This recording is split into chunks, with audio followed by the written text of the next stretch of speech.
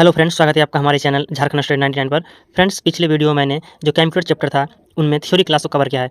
तो आज हमारा जो है उन्हीं चैप्टर से संबंधित ऑब्जेक्टिव क्वेश्चन होने वाला है। तो इस प्रश्न बैंक में यानी क्वेश्चन बैंक में हम लोग देखेंगे जो टॉप 80 इंपॉर्टेंट कंप्यूटर जी के क्वेश्चन। क्योंकि फ्रेंड्स थ्योरी क्लास करने के बाद जो उसी से संबंधित जो हमारा जो है कुल मिलाकर 81 को ऑब्जेक्टिव क्वेश्चन दिया हुआ है। और ये सारे जो सवाल फ्रेंड्स या तो एग्जाम पर पूछे गए हैं या जो इस सब्जेक्ट से संबंधित है। तो आप वीडियो के अंत तक बने रहिएगा। अगर आपको वीडियो पसंद आएगा तो एक लाइक जरूर कीजिएगा और चैनल पे तो सब्सक्राइब कीजिएगा। और सारे फ्रेंड्स इंपॉर्टेंट और सेलेक्ट है जो आपके एग्जाम के दृष्टिकोण से झारखंड सचिवालय पेपर 3 एग्जाम के दृष्टिकोण से इंपॉर्टेंट होने वाला है। तो आप वीडियो के अंत तक बने रहिएगा। हमारा पहला सवाल है कि कंप्यूटर में भेजे जाने वाले डाटा को क्या कहते हैं। फ्रेंड्स, आपको ऑप्शन चूज करने के लिए आपको 4 से 5 सेकंड का समय दिया जाएगा और आपको चूज कर लेना है। तो कंप्यूटर में भेजे जाने वाले डाटा को क्या कहते हैं, तो इसका आंसर हो जाएगा इनपुट। जो कंप्यूटर में हम लोग डाटा को भेजते हैं उसे इनपुट कहते हैं। हमारा दूसरा सवाल है कंप्यूटर के 4 मुख्य कार्य क्या क्या है। यहाँ पर देख सकते हैं इनपुट, प्रोसेसिंग, आउटपुट और स्टोरेज। ये सारे मतलब जो फ्रेंड्स ये जो ऑप्शन है और इसको थ्योरी क्लास में ये जो है सवाल आ चुका है।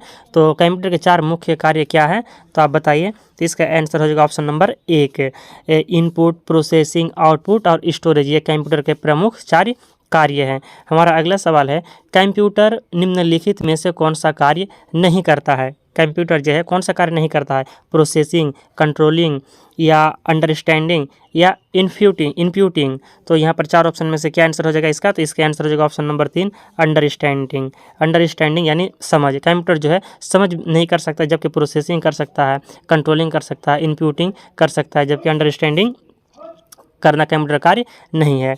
किसी बाहरी स्रोत से आती है और कंप्यूटर सॉफ्टवेयर में फीड की जाती है, उस सूचना को डैश कहते हैं। यानी उस सूचना को क्या कहते हैं कि किसी बाहरी स्रोत से आती है और कंप्यूटर सॉफ्टवेयर में फीड की जाती है, उस सूचना को क्या कहते हैं। तो इसका आंसर हो जाएगा ऑप्शन नंबर 2, इनपुट। उसे इनपुट कहते हैं। हमारा अगला सवाल है सूचना तैयार करने के लिए डाटा का प्रयोग कहलाता है।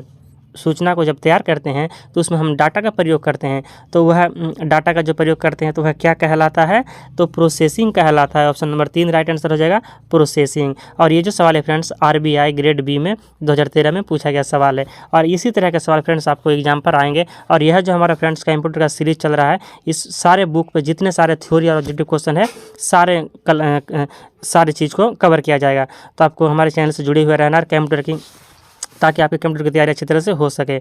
हमारा अगला सवाल है कि आउटपुट जो है यह क्या है। ये भी सवाल जो फ्रेंड्स IBPS PO परीक्षा में पूछा गया है। तो आउटपुट क्या है आप देख सकते हैं, 1 2 3 4 ऑप्शन दिए गए यहाँ पर। तो आपको 2 से 3 सेकंड का समय मिल जाएगा, 4 से 5 सेकंड का आपको सोचना है और फिर जवाब देना है। और ये जो फ्रेंड्स MCQ टेस्ट है, समझिए आपका प्रैक्टिस टेस्ट है। और आपके कितने सवाल 80 सवाल में से कितने सवाल सही हुए आपको कमेंट करके बताना है। तो हमारा आउटपुट है, तो आउटपुट क्या हो जाएगा, इसका आंसर होगा ऑप्शन नंबर 2, जो प्रोसेसर यूजर को प्रदान की जाती है उसे आउटपुट कहते हैं। जो प्रोसेसर यूजर को प्रदान की जाती है उसे आउटपुट कहते हैं। हमारा 7वां सवाल है निम्न में से कौन सी कंप्यूटर की विशेषता है। तो कंप्यूटर की जो कौन सी विशेषता है, तीव्र गति, त्रुटि रहित कार्य, गोपनीयता या ये सभी। तो फ्रेंड्स यह इजी सवाल था, तो इसका आंसर हो जाएगा ये सभी। कंप्यूटर की विशेषता है कि वह तीव्र गति से कार्य करता है और त्रुटि रहित कार्य करता है और गोपनीयता भी करता है, क्योंकि हमारे चीज़ को वह गोपनीयता भी रख सकता है। और इसमें जो है फ्रेंड्स त्रुटि रहित कार्य करता है। और अगर इसमें कोई त्रुटि आ जाती है तो मानवीय भूल के कारण आती है। मैंने आपको थ्योरी क्लास में बता चुका हूँ। अब हमारा अगला है कि डैश कच्चे तथ्य रो फैक्ट्स बताता है कि जबकि डैश डाटा अर्थपूर्ण बन जाता है। तो किससे अर्थपूर्ण बन जाता है, तो इसका आंसर हो जाएगा ऑप्शन नंबर 2, डाटा और सूचना। डाटा जो है डाटा कच्चे तथ्य बताता है, डाटा का कच्चे तथ्य बताता है, जबकि सूचना से डाटा अर्थपूर्ण बन जाता है। तो इसलिए इसका आंसर हो जाएगा 2, डाटा और सूचना आंसर। हमारा 9वां सवाल है कि कंप्यूटर चलाने के लिए उपयोग किया जाने वाला डाटा या सूचना क्या कहलाती है। कंप्यूटर चलाने के लिए जो उपयोग किया जाने वाला डाटा या सूचना है वह क्या कहलाती है। तो यहाँ पर जो है इनमें से कोई नहीं कहलाती है फ्रेंड्स, क्योंकि यहाँ पर कंप्यूटर चलाने के लिए उपयोग किया जाने वाला डाटा या सूचना कहलाती है। तो यहाँ पर हार्डवेयर कहलाती है, पेरिफेरल, CPU या यही सभी, या 5 पर दिया हुआ है इनमें से कोई नहीं। तो इसका आंसर हो जाएगा ऑप्शन नंबर, इसका 5 आंसर हो जाएगा इनमें से कोई नहीं। डाटा सूचना कहलाती है, कंप्यूटर चलाने के लिए उपयोग किया जाने वाला डाटा या सूचना कहलाती है, इनमें से कोई नहीं कहलाती है, क्योंकि डाटा सूचना नहीं कहलाएगी। हार्डवेयर, पेरिफेरल, CPU ये सभी जो है सूचना नहीं कहलाएगी। इसके बाद है कंप्यूटर में सूचना को इनपुट करते हैं तो निम्न में से क्या बनता है। जब कंप्यूटर में हम लोग कोई सूचना को इनपुट करते हैं तो वह क्या बनता है, तो डाटा बनता है। ऑप्शन नंबर 1 राइट आंसर हो जाएगा डाटा। अगला सवाल है नॉन न्यूमरिक डाटा का उदाहरण निम्न में से है। नॉन न्यूमरिक डाटा का उदाहरण क्या है, कर्मचारी का नाम, टेक्स्ट स्कोर, बैंक अकाउंटर का नंबर, ये सभी, या इनमें से कोई नहीं। तो इसका आंसर हो जाएगा ऑप्शन नंबर 1 कर्मचारी का नाम। नॉन न्यूमरिक डाटा का उदाहरण है कर्मचारी का नाम। हमारा अगला सवाल है निम्नलिखित चक्रों में से इनपुट, प्रोसेसिंग, आउटपुट और स्टोरेज के रूप में इसके घटक शामिल है। क्या है शामिल, प्रोसेसिंग, आउटपुट, डाटा स्टोरेज या इनपुट। तो इसका आंसर हो जाएगा option number C data. Answer हो जाएगा डाटा कि निम्नलिखित चक्रों में जो है इनपुट है, प्रोसेसिंग, आउटपुट और स्टोरेज के रूप में डाटा इसके घटक शामिल होते हैं। 13वां सवाल है वह डाटा है जिसे एक अर्थपूर्ण फैशन में व्यवस्थित और प्रस्तुत किया गया है। डैश वह डाटा है जिसे एक अर्थपूर्ण फैशन व्यवस्थित और प्रस्तुत किया गया है। तो इसका आंसर हो जाएगा इन्फॉर्मेशन। इन्फॉर्मेशन वह डाटा है जिसे एक अर्थपूर्ण फैशन व्यवस्थित और प्रस्तुत किया गया है। हमारा अगला सवाल है डाटा को प्रोसेस करने के लिए आवश्यक चरणों और कार्यों जैसा कि प्रश्नों के जवाब या किसी आइकन पर क्लिक करना क्या कहा जाता है, उसे क्या कहेंगे, तो इंस्ट्रक्शन कहेंगे। ऑप्शन नंबर 1 राइट आंसर हो जाएगा इंस्ट्रक्शन। अगला सवाल है प्रथम गणना करने वाला यंत्र है। प्रथम गणना करने वाला जो यंत्र था वह क्या था, तो अबेकस। अबेकस जो पहला कंप्यूटर था जिस पे गणना करने का काम किया गया था। तो प्रथम गणना करने वाला यंत्र क्या हो गया, अबेकस। 16वां सवाल है अबेकस का आविष्कार किस देश में हुआ है। तो अबेकस का आविष्कार जो है फ्रेंड्स चीन में हुआ। ये मैंने आपको बता चुका हूँ क्लास में। चीन में अबेकस का आविष्कार हुआ है 1602 ईस्वी में। ये थ्योरी क्लास में किया जा चुका है कवर। तो अबेकस का आविष्कार 1602 ईस्वी में कहाँ पर हुआ है, चीन में हुआ है। हमारा अगला सवाल है 17वां सवाल कि पहली मैकेनिकल एडिंग मशीन जिसमें जोड़ था। वह पहली मैकेनिकल एडिंग मशीन क्या है जिसमें जोड़ था। तो इसका आंसर हो जाएगा ऑप्शन नंबर 1 पास्कलाइन। पास्कलाइन पहली मैकेनिकल एडिंग मशीन था जिसमें जोड़ था। उस फ्रांसीसी का क्या नाम था जिसने वस्त्र बनाने वाली मशीन के डिजाइन से पंच कार्ड मशीन बनाई। तो इसका आंसर हो जाएगा option number 1 Joseph Jacquard. Joseph Jacquard जो है पहला फ्रांसीसी वैज्ञानिक थे जिन्होंने पंच कार्ड मशीन को बनाई। वस्त्र बनाने वाली मशीन के डिजाइन से पंच कार्ड मशीन बनाई जोसेफ जैकार्ड। पंच कार्ड को अन्य किस नाम से जाना जाता है, यानी पंच कार्ड को जो है अन्य और किस नाम से जाना जाता है। तो इसका आंसर हो जाएगा ऑप्शन नंबर 3 1 यानी होलरिथ कार्ड। 3 पर क्या है फ्रेंड्स, 1 दिया। देखिए फ्रेंड्स यहाँ पर कूट है, आपको कूट पर ध्यान देना है। यहाँ पर तो आंसर अगर मान लेते हैं कि आपको 1 देना है तो यहाँ पर 1 नहीं देना, आपको ऑप्शन पे देखना है कि 1 किस ऑप्शन पे है। तो ऑप्शन नंबर 3 पर 1 है, इसलिए इसका आंसर हो जाएगा ऑप्शन नंबर 3। पंच कार्ड को होलरिथ कार्ड भी कहा जाता है। तो होलरिथ कार्ड यानी 1 वाला सही हुआ, तो 1 3 पे है, तो इसलिए इसका आंसर होगा 3। पंच कार्ड को किस नाम से जाना जाता है, तो होलरिथ कार्ड भी जाना जाता है। चार्ल्स बेबेज द्वारा निर्मित एनालिटिकल इंजन है। चार्ल्स बेबेज द्वारा जो एनालिटिकल इंजन का निर्माण किया गया तो वह क्या है, तो मैकेनिकल है। चार्ल्स बेबेज द्वारा निर्मित एनालिटिकल इंजन मैकेनिकल है। 21वां सवाल है किसने पहला यांत्रिक कंप्यूटर बनाया जो भविष्य के कंप्यूटर के लिए प्रतिकृति सिद्ध हुआ। सॉरी फ्रेंड्स यहाँ पर प्रतिकृति है कि किसने पहला यांत्रिक कंप्यूटर बनाया जो भविष्य के कंप्यूटर के लिए प्रतिकृति सिद्ध हुआ है। तो चार्ल्स बेबेज ने। 4 आंसर हो जाएगा, चार्ल्स बेबेज ने बनाया है। ENIAC ENIAC का पूरा नाम क्या है। तो फ्रेंड्स इसका आंसर हो जाएगा 22 का ऑप्शन नंबर 1 कि electronic numerical integrator and calculator. Friends आपको कहीं पर जो है यहाँ पर कैलकुलेटर की जगह पर सी का होगा, कंप्यूटर भी आपको मिल जाएगा। तो आपको इस चीज़ को याद रखना है कि अगर कैलकुलेटर नहीं रहेंगे तो कंप्यूटर रहेगा। कहीं कहीं इसको कि electronic numerical integrator and computer भी पढ़ा जाता है, लेकिन यहाँ पर कैलकुलेटर दे भाई, इसलिए कैलकुलेटर आंसर सही हो जाएगा। तो आपको दोनों याद रखना है, अगर कैलकुलेटर रहेगा तो भी सही हो जाएगा, कंप्यूटर रहेगा तो कंप्यूटर भी सही हो जाएगा। सर्वप्रथम इलेक्ट्रॉनिक कंप्यूटर ENIAC किसने डिजाइन किया है। तो जे प्रेसपर एकर्ट और जॉन मॉचली ने। जे प्रेसपर एकर्ट और जॉन मॉचली ने प्रथम इलेक्ट्रॉनिक कंप्यूटर ENIAC का डिजाइन किया है। अगला सवाल है निम्न में से किसने प्रोग्राम के साथ साथ डाटा को स्टोर करने वाली मेमोरी के साथ electronic discrete variable automatic computer EDVAC को निर्मित किया था। तो आपको याद रखना कि एडवेक हो गया electronic discrete variable automatic computer EDVAC को निर्मित किया है किसने? तो इसका आंसर हो जाएगा जॉन वॉन न्यूमैन ने। जॉन वॉन न्यूमैन जो है एडवेक को निर्मित किया था। हमारा 25वां सवाल है कि एडसेक का आविष्कार किसने किया था? EDSAC एडसेक का जो आविष्कार है किसने किया है? तो मॉरिस विल्कस ने। मॉरिस विल्कस ने जो है एडसेक का आविष्कार किया है। प्रथम पीढ़ी के कंप्यूटर में किसका उपयोग करके प्रोग्रामिंग की जाती थी? तो इसका आंसर हो जाएगा ऑप्शन नंबर 2 मशीनी लैंग्वेज। प्रथम पीढ़ी के कंप्यूटर में जो है मशीनी लैंग्वेज का उपयोग करके प्रोग्रामिंग की जाती थी। तो आंसर हो गया मशीनी लैंग्वेज। कंप्यूटर की पहली पीढ़ी में कौन सी डिवाइस का प्रयोग होती थी? कंप्यूटर की जो पहली पीढ़ी है इसमें कौन सी डिवाइस का प्रयोग होती थी? तो इसका आंसर हो जाएगा वैक्यूम ट्यूब का। प्रथम पीढ़ी के कंप्यूटर में किसका प्रयोग किया गया है? तो वैक्यूम ट्यूब का प्रयोग किया गया है। हमारा 28वां सवाल है फ्रेंड्स कि द्वितीय पीढ़ी कंप्यूटर्स में प्रायः प्रयोग होता था। SSC CGL 2018 पर पूछा गया है। तो आपको याद रखना है कि द्वितीय पीढ़ी के कंप्यूटर में जो है किसका प्रयोग किया गया है? तो ट्रांजिस्टर का प्रयोग किया गया। ऑप्शन नंबर 4 आंसर हो जाएगा ट्रांजिस्टर। द्वितीय पीढ़ी के कंप्यूटर में ट्रांजिस्टर का और प्रथम पीढ़ी के कंप्यूटर में वैक्यूम ट्यूब का प्रयोग किया गया है। अगला सवाल है द्वितीय पीढ़ी के कंप्यूटर्स का कार्यकाल कितना था? द्वितीय पीढ़ी का जो कंप्यूटर है इसका कार्यकाल कितना था? तो 1957 से 1962 के बीच द्वितीय पीढ़ी का कार्यकाल हो गया 1957 से 1962 के बीच।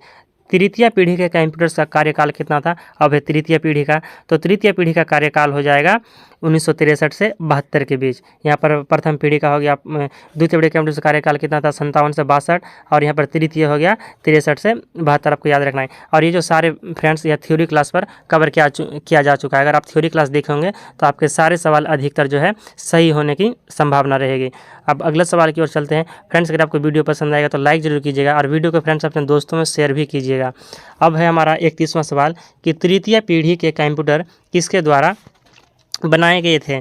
तो इंटीग्रेटेड चिप्स। तृतीय पीढ़ी के कंप्यूटर किसके द्वारा बनाए गए? तो इंटीग्रेटेड चिप्स के द्वारा बनाए गए हैं। इसका आंसर हो जाएगा किसका? 3। तृतीय पीढ़ी के कंप्यूटर जो बनाए गए तो उसमें प्रयोग किया गया है इंटीग्रेटेड चिप्स का प्रयोग। तृतीय पीढ़ी के कंप्यूटर्स में प्रयोग होने वाली भाषा क्या थी? तो कोबोल भाषा थी। तृतीय पीढ़ी के कंप्यूटर में कोबोल भाषा थी। स्विचों के हजारे डैश से चिप्स बनती है। स्विचों के हजारे मतलब चिप्स जो बनती है ना, स्विचों के हजारों, तो किस से चिप्स बनती है? इलेक्ट्रॉन्स, चार्जेज, ट्रांजिस्टर, एचेज या ये सभी? तो फ्रेंड्स इसका आंसर हो जाएगा ट्रांजिस्टर्स। स्विचों के हजारों ट्रांजिस्टर से चिप्स बनती है। अगला सवाल है हमारा कि आईसी बना होता है। आईसी फ्रेंड्स, आईसी का मतलब होता है इंटीग्रेटेड सर्किट चिप, यानी आईसी का मतलब इंटीग्रेटेड सर्किट। तो आईसी जो चिप होता है, तो आईसी जो बना होता है या किससे बना होता है? तो ट्रांजिस्टर से। एक आंसर हो जाएगा ट्रांजिस्टर। आईसी बना होता है ट्रांजिस्टर से। हमारा 35वां सवाल है कंप्यूटर की आईसी चिप के उत्पादन के लिए निम्न में से किसकी आवश्यकता होती है? तो इसका आंसर हो जाएगा फ्रेंड्स ऑप्शन नंबर 4 सिलिकॉन की। कंप्यूटर की जो आईसी चिप बनाते हैं तो उसमें किसका प्रयोग की जाती है? तो सिलिकॉन का प्रयोग किया जाता है। अगला सवाल है इंटीग्रेटेड सर्किट चिप का विकास किसने किया है? इंटीग्रेटेड सर्किट चिप यानी आईसी चिप का जो विकास है तो इसका विकास किसने किया है? तो JS किल्बी ने किया है। इंटीग्रेटेड सर्किट चिप का विकास JS किल्बी ने किया है। अगला सवाल है इलेक्ट्रॉनिक्स में आईसी का पूर्ण रूप क्या है? इलेक्ट्रॉनिक्स में जो है आईसी मैं पहले भी बता चुका हूं आपको। तो आईसी का फुल फॉर्म क्या है? तो इसका आंसर हो जाएगा इंटीग्रेटेड सर्किट। आईसी का मतलब होता है इंटीग्रेटेड सर्किट। अगला सवाल की ओर चलते हैं। हमारा अगला सवाल है इंटीग्रेटेड चिप्स या आईसी का प्रयोग कंप्यूटर की किस पीढ़ी में शुरू किया गया है? तो इसका आंसर हो जाएगा ऑप्शन नंबर 3 तीसरी पीढ़ी में। जो तीसरी पीढ़ी में जो है आईसी चिप का प्रयोग किया गया है। अगला सवाल है सवाल था यहाँ पर कि आईसी चिप का प्रयोग किस में किया गया है? तो तीसरी पीढ़ी में। चौथी पीढ़ी में आने वाले पर्सनल कंप्यूटर में होती थी, क्या होती थी? तो माइक्रो प्रोसेसर्स। चौथी पीढ़ी में जो प्रयोग में लाने वाला जो कंप्यूटर्स होती थी उसमें माइक्रो प्रोसेसर्स का प्रयोग करते थे। तो चौथी पीढ़ी में आने वाले पर्सनल कंप्यूटर्स में क्या होती थी? तो माइक्रो प्रोसेसर्स होती थी। माइक्रो कंप्यूटर की शुरुआत किस पीढ़ी से हुई है? तो इसका आंसर हो जाएगा चतुर्थ पीढ़ी। माइक्रो कंप्यूटर की शुरुआत चतुर्थ पीढ़ी से हुई है। 41वां सवाल है पाँचवीं पीढ़ी के कंप्यूटर की विशेषता क्या है? तो पाँचवीं पीढ़ी के जो कंप्यूटर की विशेषता है वह है कृत्रिम बुद्धि। पाँचवीं पीढ़ी के कंप्यूटर की विशेषता क्या है? कृत्रिम बुद्धि। अगला सवाल है पाँचवीं पीढ़ी के कंप्यूटर्स के पास नहीं है। पाँचवीं पीढ़ी के जो कंप्यूटर के पास जो है तो क्या नहीं है, तो इसका आंसर हो जाएगा वैक्यूम ट्यूब। क्योंकि प्रथम पीढ़ी के कंप्यूटर में वैक्यूम ट्यूब का प्रयोग किया गया है, तो पाँचवीं पीढ़ी के कंप्यूटर में क्यों करेंगे, इसलिए पाँचवीं पीढ़ी के कंप्यूटर के पास क्या नहीं है, वैक्यूम ट्यूब नहीं है। इसके बाद हमारा अगला सवाल है, पर्सनल कंप्यूटर किस श्रेणी के कंप्यूटर से संबंधित है। हमारा जो पर्सनल कंप्यूटर है यह किस श्रेणी के कंप्यूटर से संबंधित है, तो माइक्रो। पर्सनल कंप्यूटर जो है किस श्रेणी के अंतर्गत आते हैं, तो माइक्रो कंप्यूटर के अंतर्गत आते हैं। हमारा 44वां सवाल है कि एक पर्सनल कंप्यूटर को डैश की सभी कंप्यूटिंग ज़रूरतों को पूरा करने के लिए डिज़ाइन किया गया है। एक जो पर्सनल हमारा कंप्यूटर है ना, तो इसमें किसकी सभी कंप्यूटिंग ज़रूरतों को पूरा करने के लिए डिज़ाइन किया गया है, तो इसका आंसर हो जाएगा किसी भी व्यक्ति। एक पर्सनल कंप्यूटर को किसी व्यक्ति की सभी कंप्यूटिंग ज़रूरतों को पूरा करने के लिए डिज़ाइन किया गया है। हमारा अगला सवाल है 45वां सवाल। फ्रेंड्स, अगर वीडियो पसंद आए तो एक लाइक ज़रूर कीजिएगा, क्योंकि आप लाइक करते हैं तो हमें वीडियो बनाने में अच्छा लगता है और मोटिवेशन मिलता है, और मैं जिस समय वीडियो बनाता हूं आप लोगों के लिए। तो हमारा 45वां सवाल है कि निम्न में से कौन सा एक छोटा माइक्रो प्रोसेसर आधारित कंप्यूटर है जो एक समय में एक व्यक्ति द्वारा प्रयोग में लाया जाता है, तो इसका आंसर हो जाएगा पर्सनल कंप्यूटर। पर्सनल कंप्यूटर जो है एक छोटा माइक्रो प्रोसेसर आधारित कंप्यूटर है जो एक समय में एक व्यक्ति के द्वारा प्रयोग में लाया जाता है। इसके बाद हमारा अगला सवाल है, माइक्रो कंप्यूटर को और भी कहते हैं, यानी माइक्रो कंप्यूटर को और क्या भी कहते हैं, यानी डैश भी कहते हैं। माइक्रो कंप्यूटर को और किस नाम से जाना जाता है, तो computer on a chip.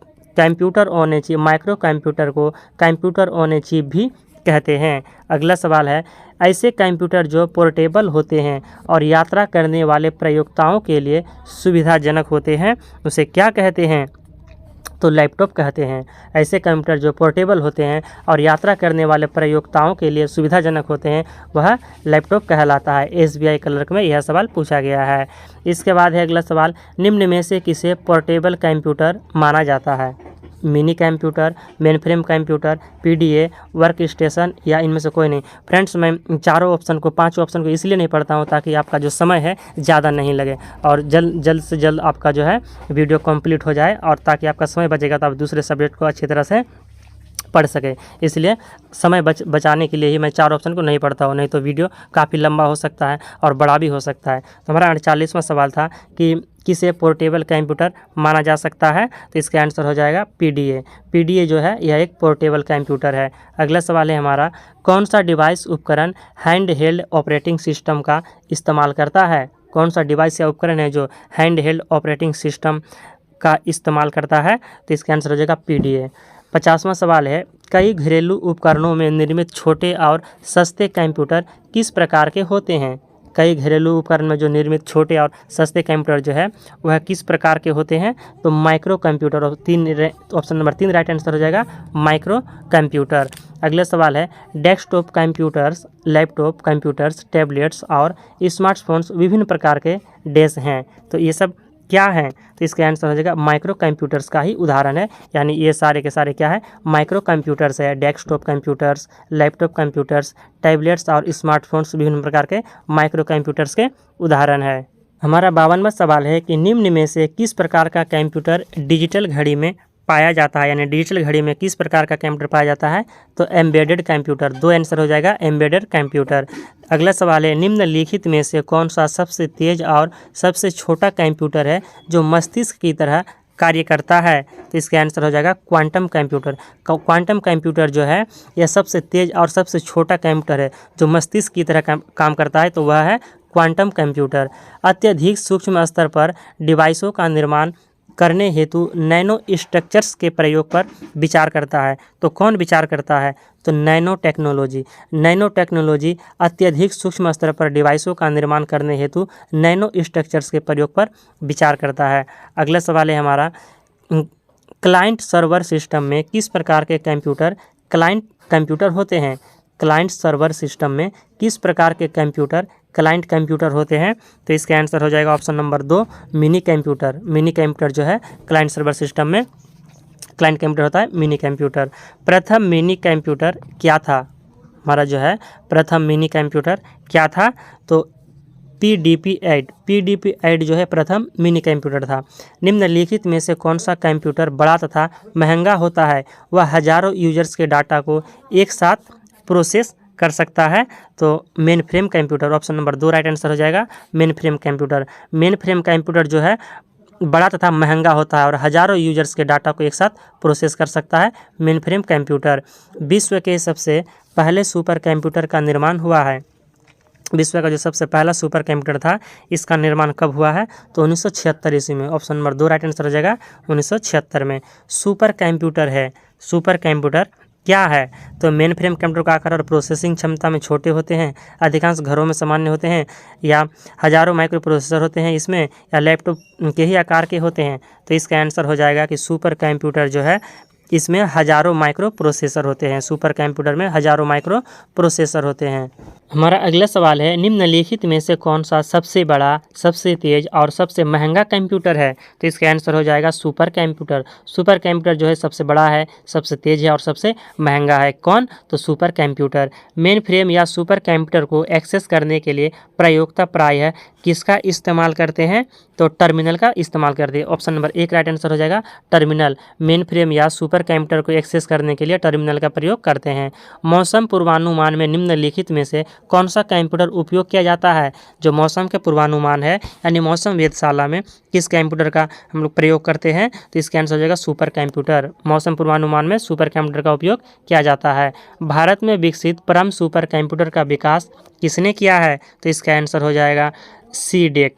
CDAC जो यह संस्थान है, सीडेक जो कंपनी यह कहाँ पे है? पुणे पे है। तो भारत में जो परम सुपर कंप्यूटर है इसे किस संस्था ने निर्माण किया है? तो सीडेक ने निर्माण किया है। निम्न में से कौन सुपर कंप्यूटिंग के जनक के रूप में जाने जाते हैं? सुपर कंप्यूटर के जनक के रूप में कौन जाने जाते हैं? तो सैमुर क्रे। ऑप्शन नंबर 3 राइट आंसर हो जाएगा 64 का सैमुर क्रे। 65वां सवाल है, सुपर कंप्यूटर का उदाहरण क्या है? सुपर कंप्यूटर का जो है उदाहरण क्या है?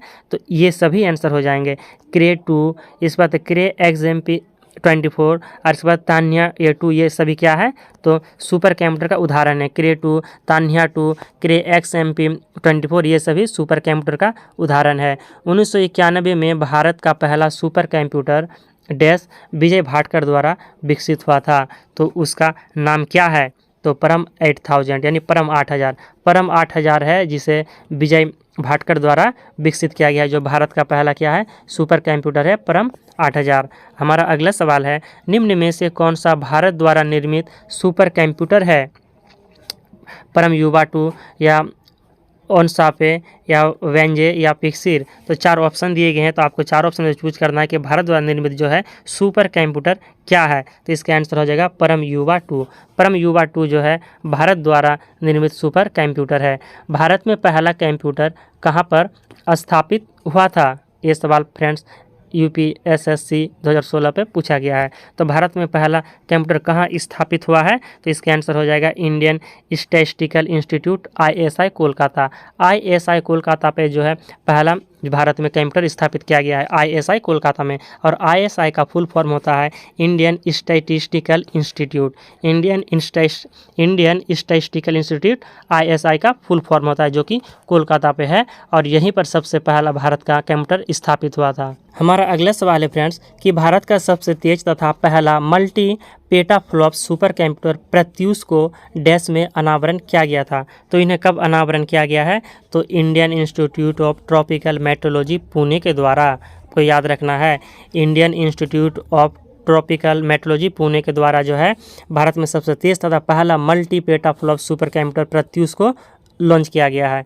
तो इसका आंसर 3 हो गया, यानी भारत का सबसे तेज तथा पहला multi petaflop super computer Pratyush को Indian Institute of Tropical Meteorology Pune में अनावरण किया गया था। तो आपको याद रखना, ये बड़ा सवाल है तो आपको अच्छी तरह से याद रखना है। SSC CGL 2017 पर पूछा गया सवाल है। और जो फ्रेंड्स इसी तरह का सवाल जो है आपको एग्जाम पर देखने को मिलेंगे, क्योंकि कंप्यूटर के सवाल इसी से आएंगे, इसी तरह के आएंगे, इसी टाइप के आएंगे। तो आपको इसीलिए मैं आपको थ्योरी करा रहा हूँ पहले, और इसके बाद में इसका प्रैक्टिस सेट पर आपको एग्जाम पर पूछे गए सवाल और उनसे संबंधित सारे सवाल देखने को मिलेंगे।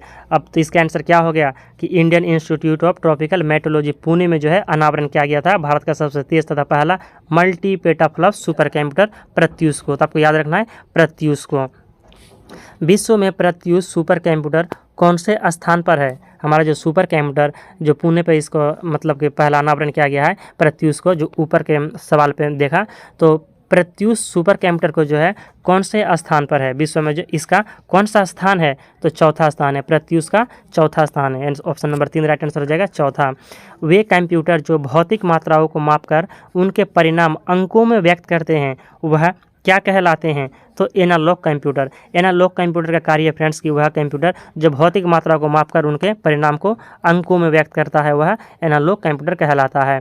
कंप्यूटर सिस्टम जिसे किसी भी स्टोरेज डिवाइस की आवश्यकता नहीं है, तो वह है क्या, इसका आंसर हो जाएगा 72 का ऑप्शन नंबर 2 राइट आंसर हो जाएगा। और 2 पर हमारा है 1 यानी एनालॉग कंप्यूटर, तो 1 हो जाएगा एनालॉग। ये 2 पर आपको ध्यान नहीं देना, आपको यहाँ पर ऑप्शन पर देखना है कि 2 पे क्या दिया हुआ है 1, इसलिए 1 आंसर एनालॉग। कंप्यूटर सिस्टम जिसे किसी भी स्टोरेज डिवाइस की आवश्यकता नहीं है वह है एनालॉग कंप्यूटर। आजकल इस्तेमाल हो रहे हैं सुपर कंप्यूटर किस श्रेणी के हैं, आजकल जो हम लोग इस्तेमाल करते हैं या इस्तेमाल हो रहा है कंप्यूटर, तो आजकल जो इस्तेमाल हो रहे हैं कंप्यूटर किस श्रेणी का कंप्यूटर है, तो digital computer. Option number 1 right answer हो जाएगा डिजिटल कंप्यूटर। डिजिटल कंप्यूटर की कार्य पद्धति का सिद्धांत क्या है, डिजिटल कंप्यूटर की कार्य पद्धति का सिद्धांत क्या है, तो गणना एवं तर्क। ऑप्शन नंबर 1 राइट आंसर हो जाएगा गणना एवं तर्क। कैलकुलेटर कंप्यूटर के कार्य मेथड के किस प्रकार पर कार्य करता है, कैलकुलेटर जो है ना, तो यह कैलकुलेटर कंप्यूटर के कार्य मेथड के किस प्रकार पर कार्य करता है, तो इसका आंसर हो जाएगा डिजिटल कंप्यूटर। कैलकुलेटर कंप्यूटर के कार्य मेथड के किस प्रकार पर कार्य करता है, तो डिजिटल कंप्यूटर आंसर हो जाएगा। आपको याद रखना है डिजिटल कंप्यूटर इस तरह का कार्य करता है, यानी कैलकुलेटर का कार्य करता है और कंप्यूटर कार्य मेथड को भी कार्य करता है डिजिटल कंप्यूटर। हमारा 76वां सवाल है कि एनालॉग और डिजिटल कंप्यूटर्स की विशेषताओं के संयुक्त रूप को डैश कहते हैं, तो ये क्या कहते हैं, तो उसे हाइब्रिड कंप्यूटर कहते हैं। हाइब्रिड कंप्यूटर एनालॉग और डिजिटल कंप्यूटर्स के जो संयुक्त रूप है उसे हाइब्रिड कंप्यूटर कहते हैं। निम्न में से कौन सा कंप्यूटर एनालॉग आउटपुट को डिजिटल रूप में बदलने से संबंधित है, digital computer, analogue computer, hybrid computer या मेन फ्रेम कंप्यूटर, तो इसका आंसर हो जाएगा हाइब्रिड कंप्यूटर। हाइब्रिड कंप्यूटर जो है कि एनालॉग आउटपुट को डिजिटल रूप में बदलने से संबंधित है हाइब्रिड कंप्यूटर। हमारा अगला सवाल है 78वां सवाल। फ्रेंड्स वीडियो अब समापन की ओर है, अगर आप यहाँ तक वीडियो पर बने रहे हैं फ्रेंड्स तो एक कमेंट जरूर कीजिएगा कि आप वीडियो के अंत तक बने थे और आपके इस टेस्ट में यानी कुल प्रश्नों में आपके कितने प्रश्न जो है सही हुए हैं आप कमेंट बॉक्स में ज़रूर बताइएगा। चलिए अगले सवाल की ओर चलते हैं। 78वां सवाल है कि डैश कंप्यूटर सबसे सामान्य प्रकार का कंप्यूटर है, इसका उपयोग आमतौर पर बाइनरी नंबर सिस्टम का उपयोग करके मात्राओं के साथ जानकारी को संसाधित करने के लिए किया जाता है। किसका, तो हाइब्रिड का, डिजिटल का, एनालॉग का या कॉम्प्लेक्स का, तो फ्रेंड्स इसका आंसर हो जाएगा ऑप्शन नंबर 2 डिजिटल कंप्यूटर का। डिजिटल कंप्यूटर के बारे में यह कथन है कि डिजिटल कंप्यूटर सबसे सामान्य प्रकार का कंप्यूटर है और इसका उपयोग आमतौर पर बाइनरी नंबर सिस्टम का उपयोग करके मात्राओं के साथ जानकारी को संसाधित करने के लिए किया जाता है डिजिटल कंप्यूटर का। हमारा 79वां सवाल है उद्देश्य के आधार पर कंप्यूटर कितने प्रकार के होते हैं, तो उद्देश्य के आधार पर कंप्यूटर 2 प्रकार के होते हैं। अगला सवाल है सामान्य उद्देश्य कंप्यूटर्स का प्रयोग किया जाता है, सामान्य उद्देश्य कंप्यूटर्स का प्रयोग किया जाता है किसके लिए, दस्तावेज तैयार करने में, डाटाबेस बनाने में या दोनों में या यातायात व नियंत्रण में, तो इसका आंसर हो जाएगा ऑप्शन नंबर 3 दोनों में, 1 और 2 दोनों, अर्थात दस्तावेज तैयार करने में और डाटाबेस बनाने में कंप्यूटर्स का प्रयोग किया जाता है। हमारा अगला सवाल है और अंतिम सवाल विशेषीकृत काम करने के लिए डिजाइन किए गए कंप्यूटर कौन से हैं, विशेषीकृत काम करने के लिए डिजाइन किए गए कंप्यूटर कौन से हैं, तो इसका आंसर हो जाएगा special purpose computer. Special purpose computer जो है विशेषकृत काम करने के लिए डिजाइन किया गया कंप्यूटर है, इसलिए इसका आंसर हो गया स्पेशल पर्पज कंप्यूटर। तो फ्रेंड्स आज की इस वीडियो को यहीं पर समाप्त करते हैं। अगर आपको फ्रेंड्स आज का वीडियो पसंद आया तो एक लाइक ज़रूर कीजिएगा और कमेंट जरूर कीजिएगा आपके कुल 81 सवालों में से कितने सवाल सही हुए हैं। तो फ्रेंड्स मिलते हैं अगले पार्ट को लेकर बहुत जल्द। जय हिंद।